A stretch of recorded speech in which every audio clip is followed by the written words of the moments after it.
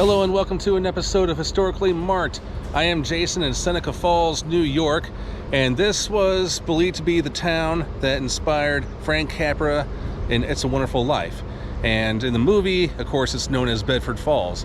And some businesses actually probably promote themselves as Bedford Falls as a joke, and some people may not get it, but that's okay.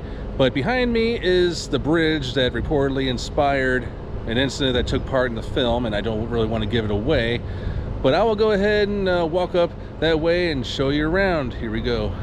So this is known as Bridge Street. Actually, there's a couple different names for it. I'll show you those in just a second. I know the sun's kind of in the way, but George Bailey Lane, that of course is the character played by James Stewart, or Jimmy Stewart in the movie. And then over there it's Bedford Falls Boulevard.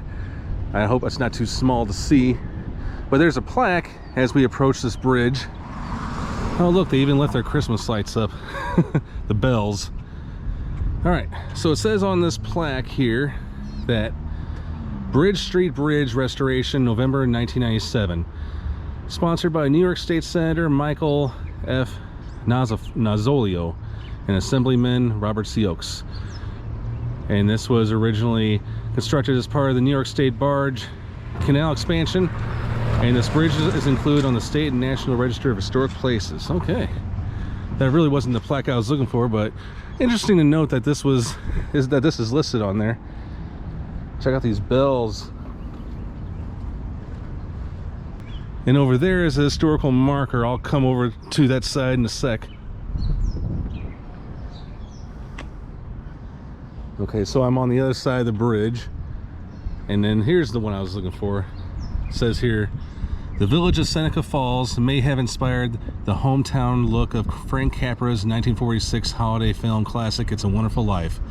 Mr. Capra is known to have visited here in the mid-1940s at the time the screenplay for the film was being developed. Many similarities exist between Seneca Falls and the fictional Bedford Falls. Among these are the design of the Bridge Street Bridge, the use of several place and personal names, and the village's geographical location. And I'm going to go ahead and cross the street here. It is said that Frank Capra had some relatives in a neighboring town, or a nearby town. The name escapes me at the moment.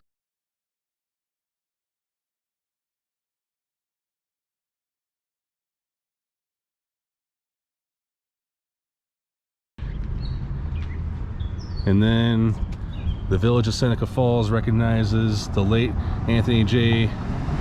for his efforts in reopening the Bridge Street Bridge. So here is the plaque I was going to show you. This was the incident where, you know, George Bailey is thinking about committing suicide. I know I just gave the film away, but they say 6 out of 10 Americans have seen the film. I don't know, I just made that number up, but I know some people who still haven't seen that movie yet.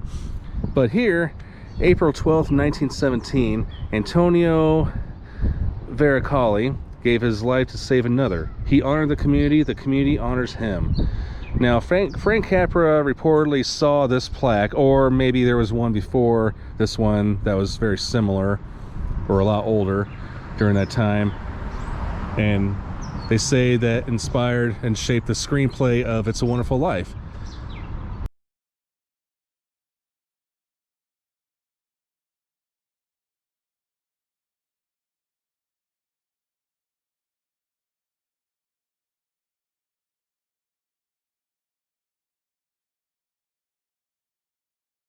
So who knows? I mean, there's definitely a lot of legends about that classic movie. I know people who watch that movie every Christmas. And I've seen the movie a few times. It's a really wonderful movie because it's a wonderful life. Now there is a It's a Wonderful Life museum here in Seneca Falls. I did a separate video on that. I did not, however... Oh, okay, here, let me back up a little bit.